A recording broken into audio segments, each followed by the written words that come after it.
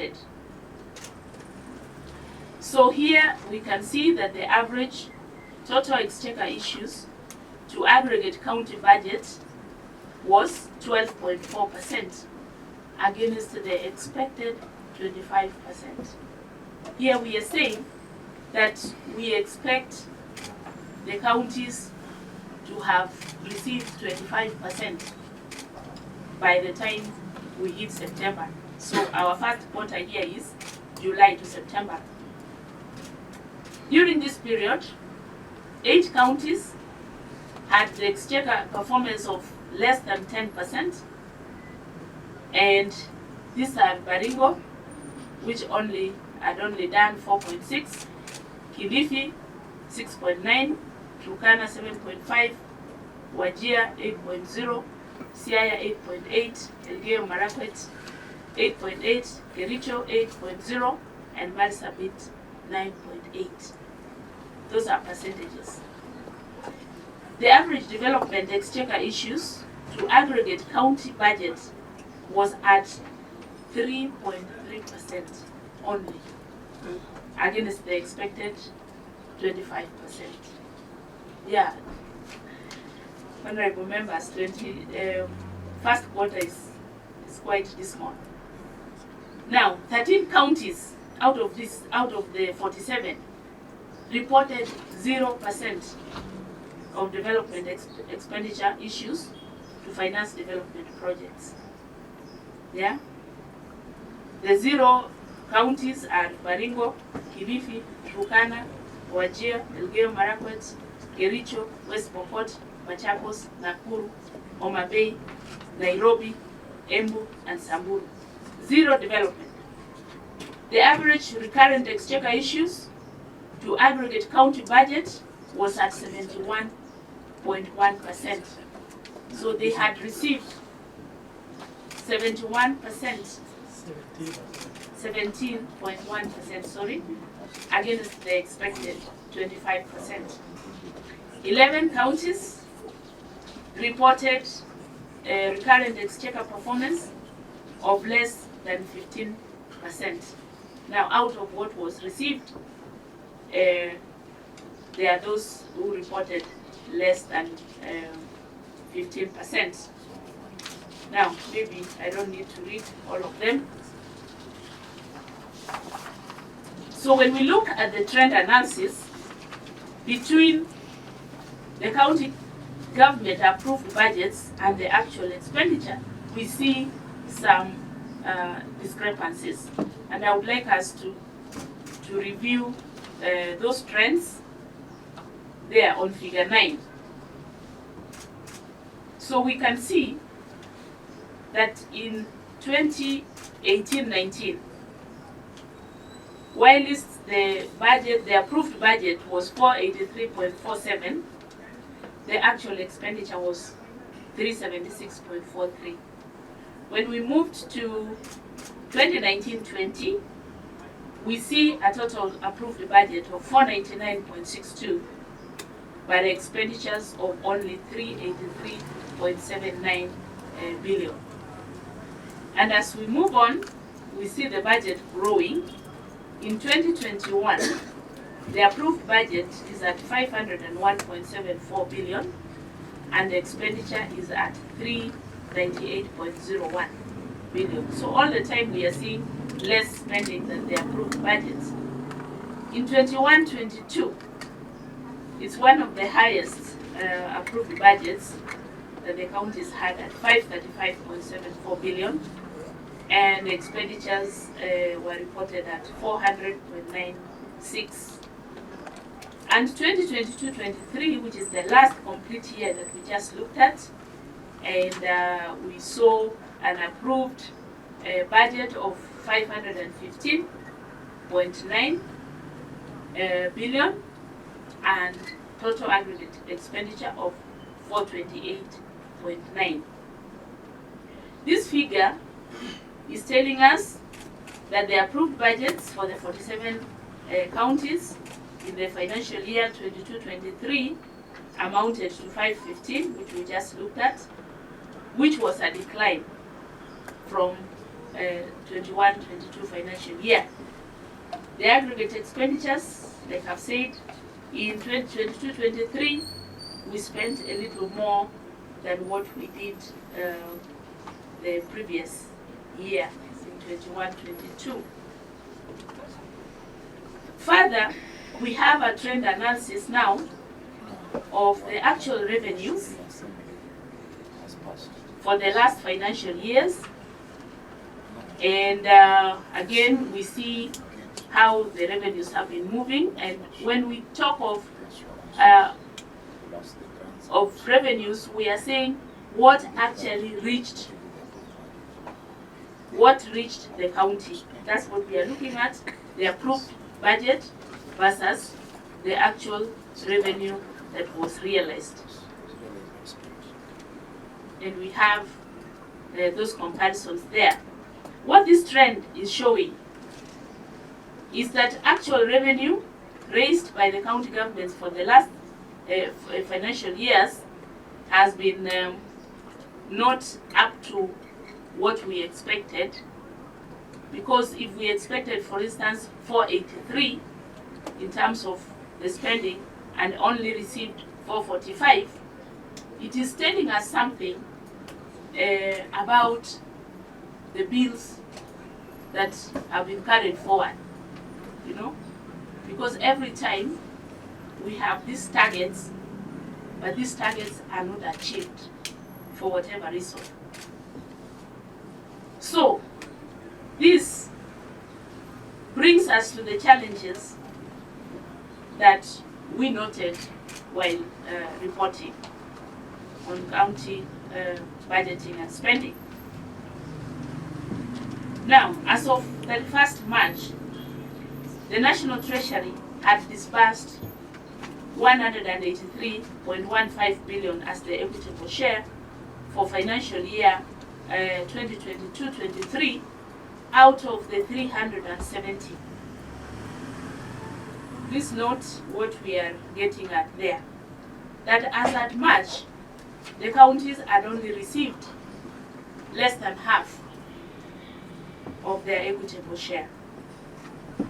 What it means is that the balance of 50.5 was released in the last 3 months of the financial year.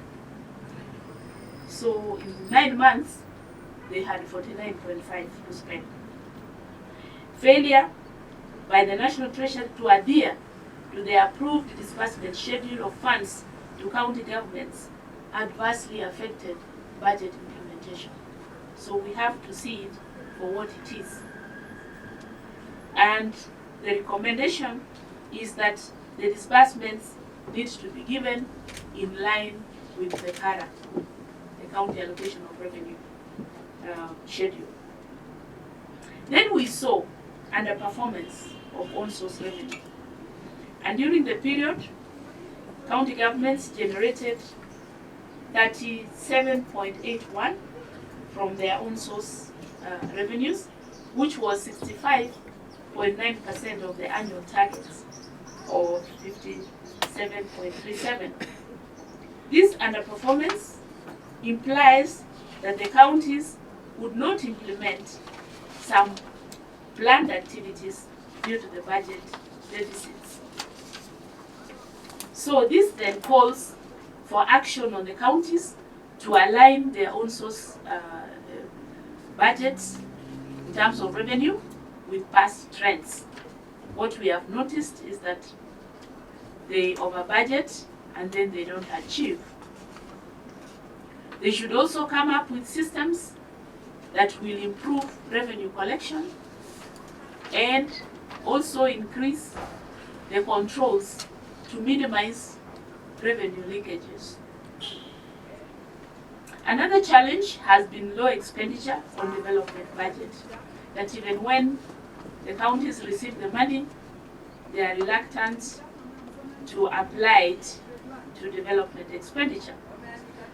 And we saw development expenditure of Kenya shillings 97.98 billion, which represented 61% of the approved budgets. And we also saw that only 7 counties met the threshold as per the law. This then means that the counties should put in place measures to improve implementation of development programs and ensure cash flow plans and procurement plans are adhered to by the accounting officers. Further, Chair, we saw a high wage bill, and from the data that we have here, we saw 195.09 billion, which is 45.5% as the average spend on personnel emoluments. We also saw that only 5 counties met the 35% threshold. This means that the county public service boards should develop optimal staffing structures and devise strategies to address the escalating wage bill. We also saw high levels of pending bills. In the report, in the main report in the book, you will see that the pending bills have been increasing. And yet, Regulation 41(2) of the Public Finance Management County Governments 2015 says that debt service payments shall be a first charge on the County Revenue Fund. As of 30 June 2023, county governments reported outstanding pending bills of Kenya shillings 164.76 billion, compared to Kenya shillings 153.02 billion the previous year. This is an increase of 11.74 billion. And there are some counties here that form the bulk. We have Nairobi City at 107.3 billion. We have Wajir at 5.5 billion. Mombasa at 4.2 billion. We have Kiambu at 5.9 billion. And Mandera at 3.1 billion, reported as of the end of June. So what we are saying here is the county leadership should address the issue of pending bills to ensure that all genuine pending bills are paid promptly. Now, at this time, of course, we had a bit of the financial year when we reported, and we are saying that this year we are repeating that the payment plans provided should be adhered to so that the payable pending bills are settled. We saw diversion of funds by county treasuries and weak budgeting practices.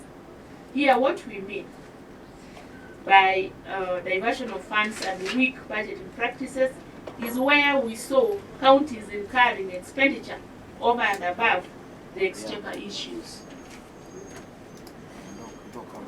The allocations and the spending were at variance. So we are asking the county treasury to have in place board books and budgetary control measures to ensure that the expenditure is within the approved budgets. We also saw, as part of personnel emoluments, use of manual payrolls.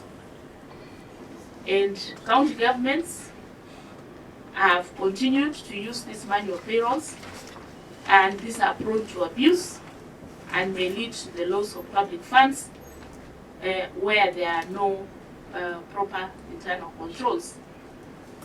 The government requires that all salaries now be processed through the IPPD, and my office has been monitoring and enforcing this, especially this financial year.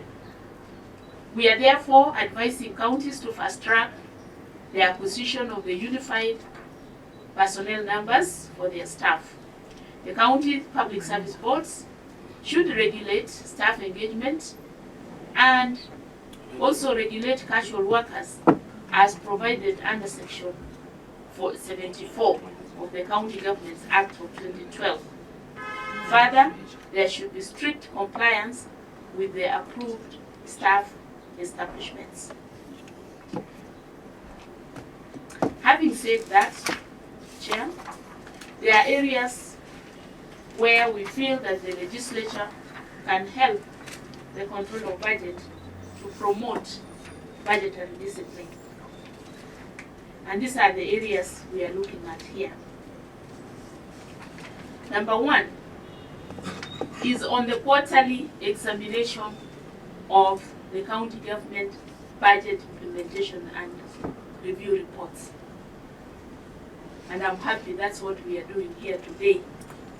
We are saying that there is a need for the Senate Standing Committee on Finance and Budget to peruse and interrogate the control of budget reports on implementation of budgets of county governments on quarterly basis.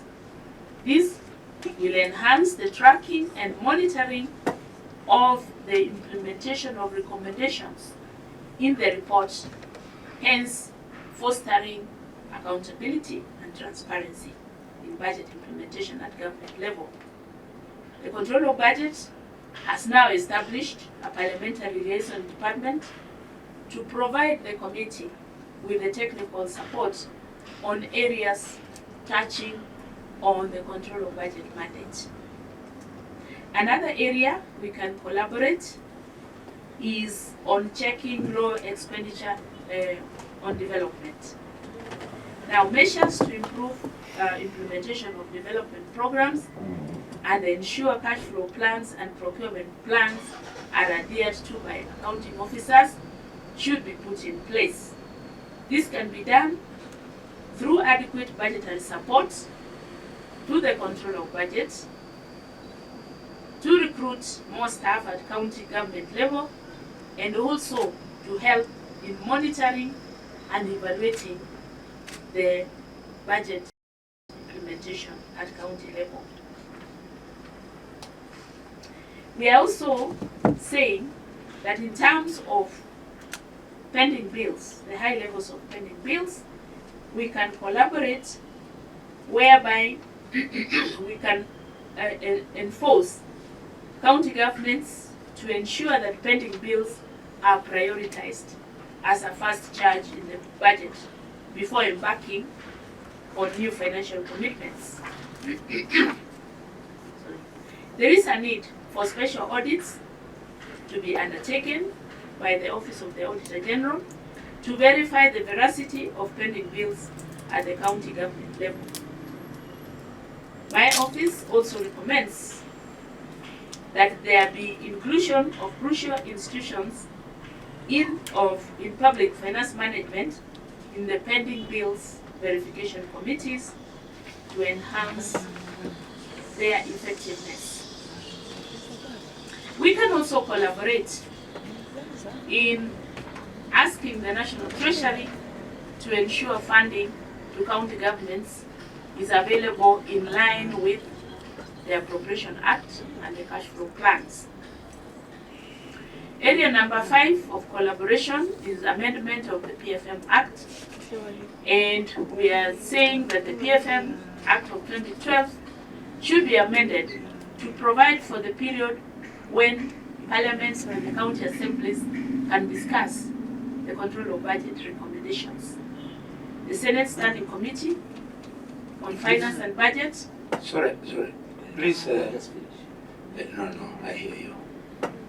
Eddie, you're not the chair. Chairman, you'll have to protect members now. I wanted you to expound on that. The first item that we look at in the overview are the approved budget estimates. Now, in 2022-23, the combined county government budgets approved by the county assemblies amounted to Kenya shillings 515.8 billion. This was a decline from the previous year, where the budget allocations were 535.74. But in terms of when we look at the 535 and 515, we can see a decline of 20 billion. So down below, we have a graphic illustration of the total estimates, and we can see that development expenditure was 160.54, while the recurrent expenditure took 354.64 billion. What was the source of these funds to the counties? So we see the breakdown, and the equitable share of revenue raised nationally, which we are all familiar with, gave the counties 370 billion. This was 71.82% of the total funds to the counties. Then they received 5.36 billion from conditional grants. These are from national government, and that was 1.04%. Loans and grants from development partners amounted to 17.16 billion, which is 3.3%. On-source revenues that the counties raised themselves amounted to 57.37 billion, and that was 11.14%. Then they carried forward balances from the previous year amounting to 42.03 billion, and that was 8.16% of what they used. Then we noticed that there were other revenues not in the CARA, and these revenues amounted to 23.26 billion, or 4.51 of the total budget estimates for the counties. So this is the total that we will be looking at. If we look at the flip side, we can see the total of 515 billion, which is the 100% of the figure. So when we analyzed these budgets, we noticed a number of things. And number one, which we have summarized again and which is in the book, is that the budgets were balanced to a great extent. So at 39.2% allocation to personnel emoluments, this was slightly above the 35%. But we need to remember that this is only an average. There are those who are way above, there are those who are below. So, in fact, we'll be seeing a bit of those breakdowns as we move along. So the average was 39.2%. Regulation 25 of the Public Finance Management Act restricts personnel emoluments to 35% of the total revenues to accounting. Now, at 31.2%, we noted that development expenditure conforms to Section 107 of the PFM Act. Again, I have to emphasize, it's not everyone who was within. There are a few who were above, and there were some who were below, but the average was 31.2%. But we all know about the law of averages. Sometimes it doesn't tell the whole truth. Now, when we look at figure 2, we can see the development budget allocation as a budget of total budget. Now here we are giving individual counties, and you want to see your home county and see was it above or below. We can see that Marsabit, for instance, which is the first one, had 43% going to development, and on the far right we have Tharaka-Nithi, which only allocated 23.2%. So that's why I was saying that that 1.2% is the average now of all of them. So you can see what each one allocated there. So from this we can see 14 counties that breached the 30% ceiling, And these are Kajiado, we see Vihiga, Kisii, Kitui, Kisumu, Mombasa, Bomet, Meru, Nandi, Wajir, Kiambu, Laikipia, Nairobi, and Tharaka-Nithi. Those ones were below. Nairobi. Yes. Nairobi. Honorable Senator, you can just go to that scale and pick Nairobi. You will see Nairobi is 23.3, second last. Yes. Very bad. Now, as we move along, now we have budget allocation, county budget allocation as a percentage of the budget.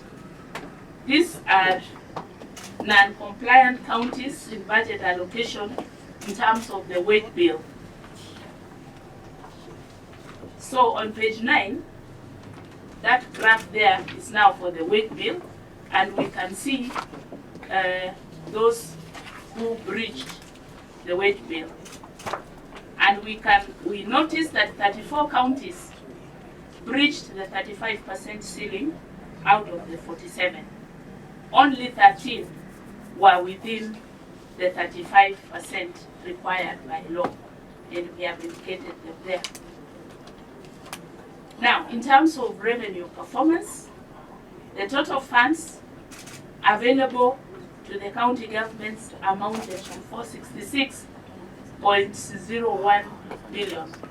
So initially we were looking at the total budget estimates, but now we are looking at what actually reached the counties. So what reached the counties was 466.01, and we can see that they received the total equitable share, the 370 as 100%. Now the conditional grants were not received, though you can see 0. The loans and grants, they received 94%, which was 16.17. And on own source, where we expected them to raise 57.37, they only raised 37.81, which was 65.9%. Then they added the balances from the previous year and also did not receive the other revenues that were anticipated. So the 515 did not reach them, so to say, by the end of the financial year. What reached was 466.01. So that is what now they are spending. So on figure 3, we now see a graphic illustration of the total available revenues and the components. We can see the cash balance, the own source, and the additional allocations. Then I have given on table 3 the additional allocations that were received. This is what is normally referred to as conditional grants. So you can see the World Bank, mostly they are from the World Bank. On that table we see the first 4. There is agricultural, National Agricultural and Rural Inclusive Growth, NAGRI. Then there is National Agricultural Value Chain Development. Then there is Climate Smart Agricultural Project and Water Sanitation and Development Projects. All those are IDA World Bank. In fact, there is even still led climate action, also known as FLOCA. Then Danida gave primary health care in a developed context, and Sweden gave agricultural sector development support program.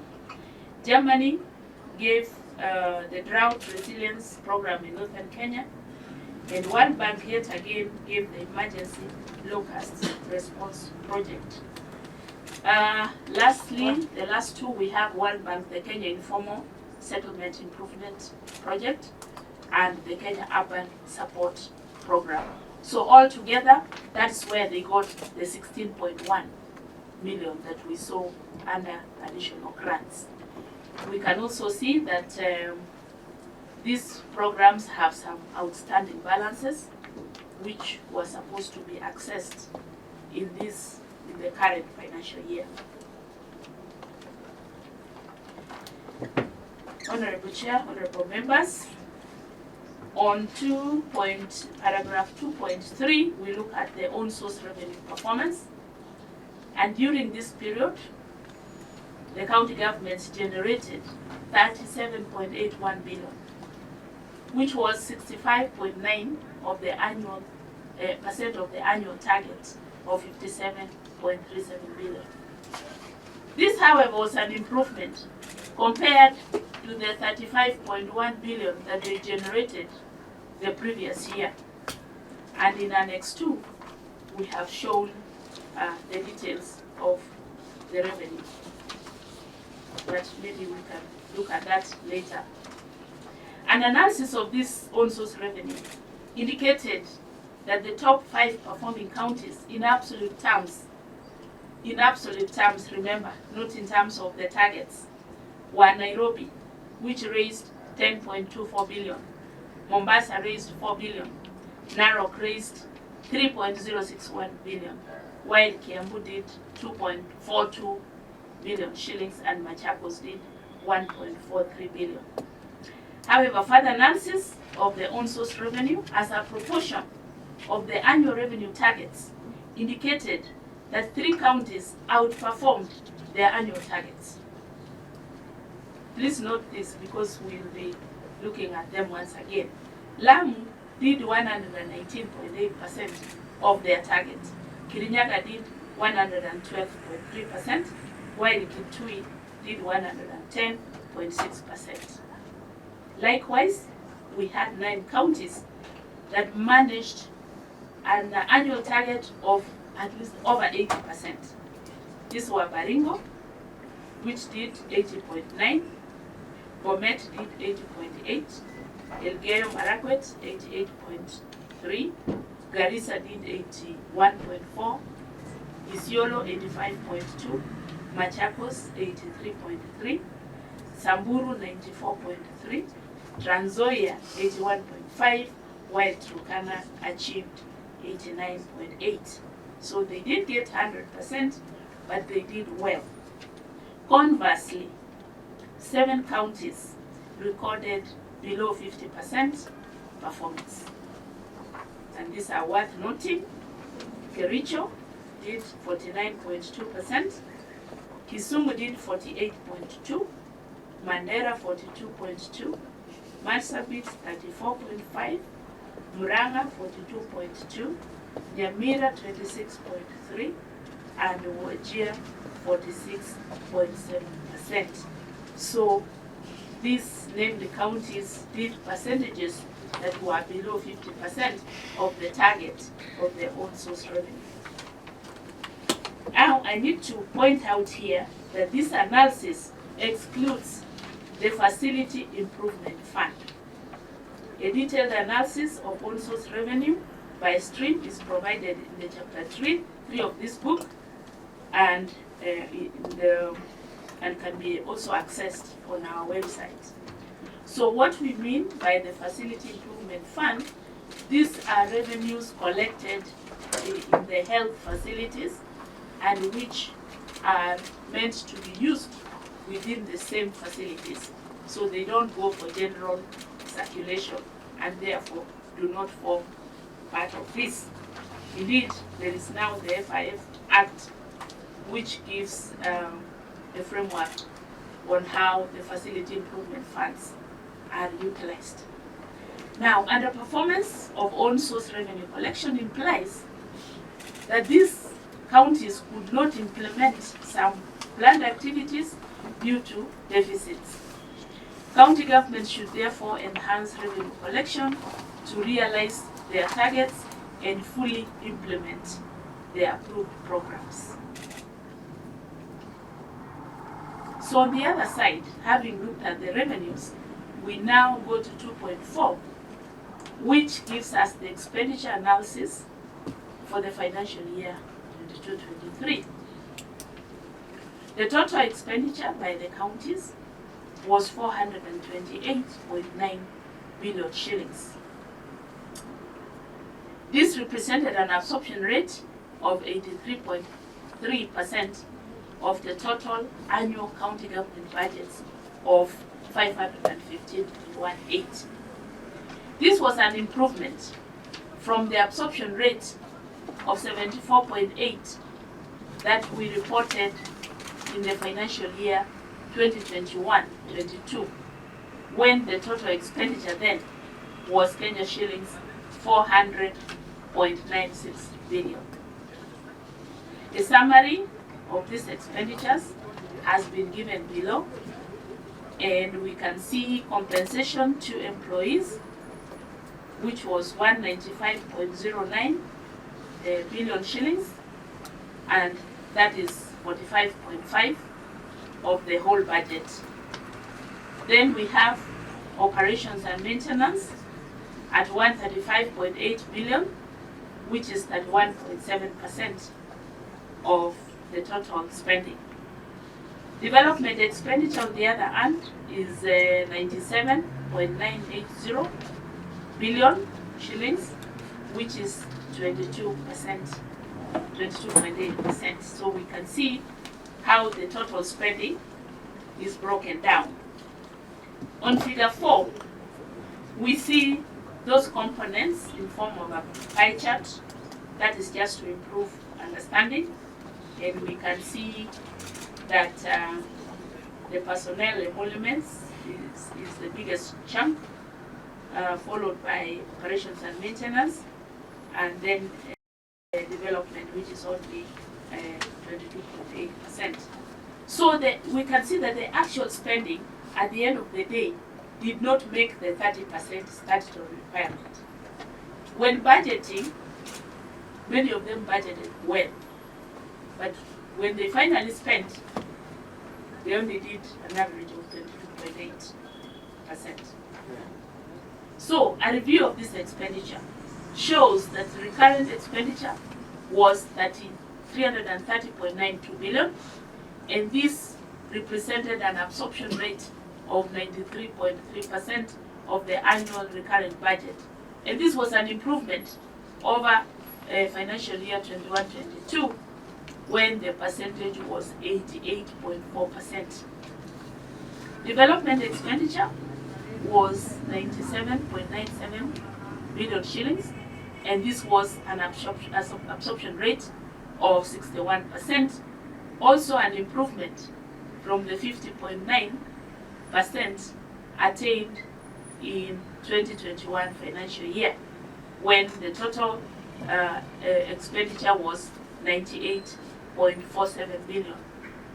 But of course, the base was higher then, so the percentage appeared smaller. Now, in terms of development expenditure, we have a graphic demonstration there on figure 5. In figure 5, there I have shown that only 7 counties actually complied with the 30%. When we see that line that goes right across, that is the 30% line. Now, in terms of spending, on the other side, we had seen in terms of budget. So what they budget and what they do is at variance. So from this, we can see that these 7 counties that complied are Marsabit, Baringo, Uasin Gishu, Mandera, Kwale, Kilifi, and West Pokot. Then we can also see 11 counties that did less than 20% of the total expenditure on development expenditure. And we see Kisii at 5.7%, we see Kiambu at 10.2%, Nairobi at 13.9%, Machakos at 16.8%, Busia with 16.8%, Mombasa 17.4%, Tharaka Nithi at 18.3%, Laikipia 18.7%, Migori 19.9%, and Kisumu at 19.9%. Those are the ones, that did less than 20% when they were expected to have done 30% as per the statutory requirements. We also see 12 counties registering an absorption of more than 90%. Which are these that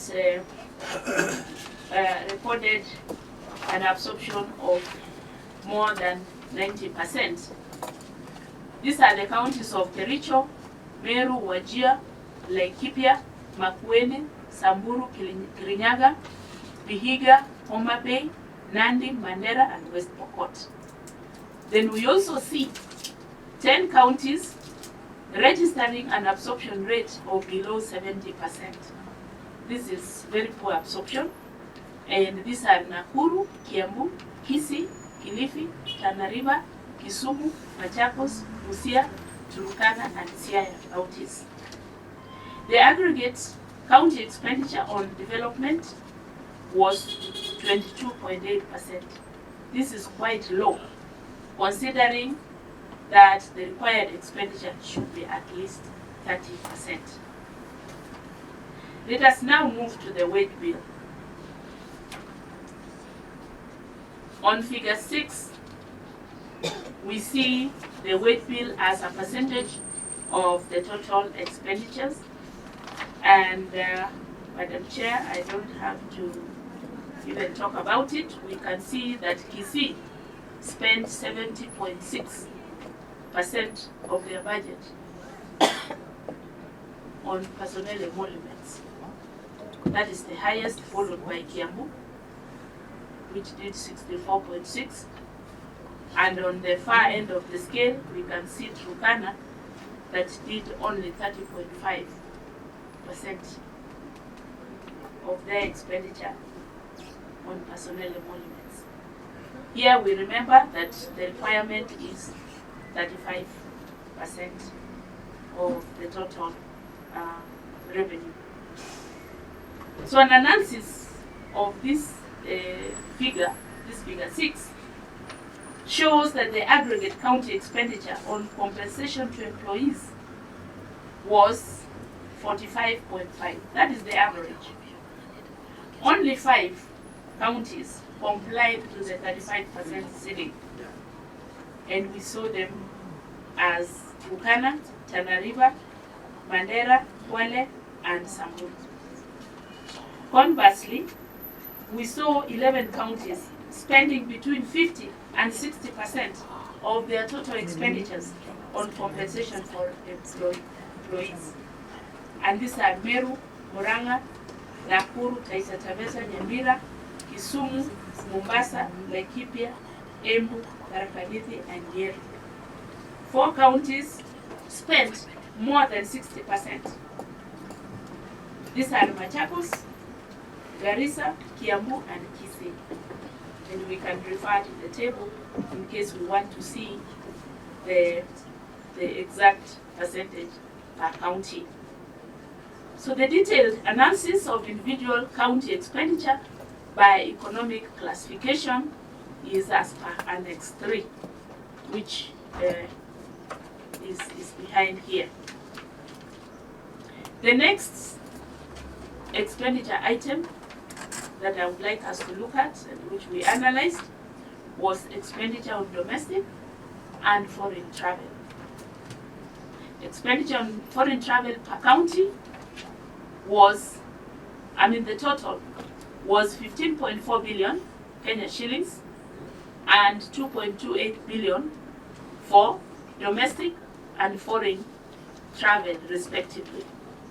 And we have figure 7 and 8. Figure 7 gives us the domestic travel expenditure, and we can see how they did, where we have Turkana with the highest in domestic spending, and we have Mandera at the other end of the scale. In terms of foreign travel, we have Nairobi County leading, and we have, on the other end of the scale, we have Homa Bay with the lowest in terms of foreign travel.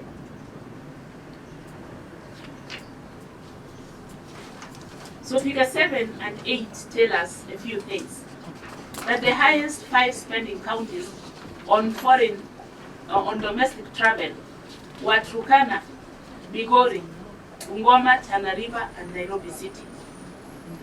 The highest spending on foreign travel were Nairobi, Baringo, Mombasa, Kitui, and Meru.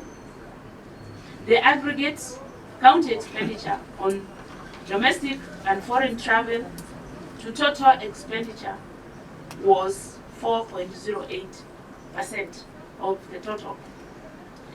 The aggregate county expenditure on domestic and foreign travel to total operations was 8.98%. So that is the story of expenditures. Again, like I said, we can get more in the book or on the website. The next item, Chair, is on 2.5 exchequer issues. Here we look at the funds, the way the funds were released to the counties. So during this financial year, my office approved the release of 370 billion from the equitable share of revenue raised nationally from the consolidated fund to the various county revenue funds. This is as per Article 206(4) of the Constitution. The transferred amounts represented 100% of the approved equitable share for the year. Further, a release of 29.6 was made to the county governments derived from the June 2022 arrears of the equitable share from financial year 21-22. A detailed analysis of the released equitable share and additional allocations to each county is provided in Chapter 3 of this book. Now, under 2.5.2, we look at the funds released to the county operational accounts. So we first release from the consolidated fund, and then the next step is to release to the operational accounts. Now, my office authorized withdrawals of 430.48 billion from the county revenue funds to the county operational accounts of the county governments. This comprised of Kenya shillings 94.36 billion, which is 21% for development expenditure, and 336.12 billion, which is 78.1% for recurrent expenditure. This indeed was an increase from the 409.44 billion shillings authorized in the previous year, financial year 2021-22. A detailed analysis of the funds released is in Annex 4, which is attached here. A comparative analysis in Annex 4 between the approved exchequer issues and the expenditure incurred by the counties gives us a few insights. Number one, we can see that out of the 430.48 billion approved exchequer issues to the counties, in total, they spent 428.9 billion, representing 99.6% of the exchequer issues. So out of the funds that they received, they spent 99.6. Then we can also see that 20 counties incurred expenditure above the approved exchequer issues. These are counties, Madam Chair, that spent more than what they were given. Yeah? This is a sign of weak budgetary controls and probable use of funds revenue at source. This was seen in Bomet, in Nyamira, in Kericho, in Samburu, in Kajiado, Lamu, Bungoma, Busia, Uasin Gishu, Wajir, Kwale, Nyeri, Meru, Nyandarua, Baringo, Vihiga, Makueni, Nairobi, Nandi, and Mombasa. these are the counties that spent more than we gave them. Now, 3 counties incurred 100%. So this agreed with the approved exchequers. These were Murang'a, Elgeyo Marakwet, and Kirinyaga. 24 counties did not utilize all the money given to them, so they had balances in terms of the exchequer releases. So that indeed is how the counties performed. I know it is quite a lot of data, but in terms of financial year 22-23, that is how they performed.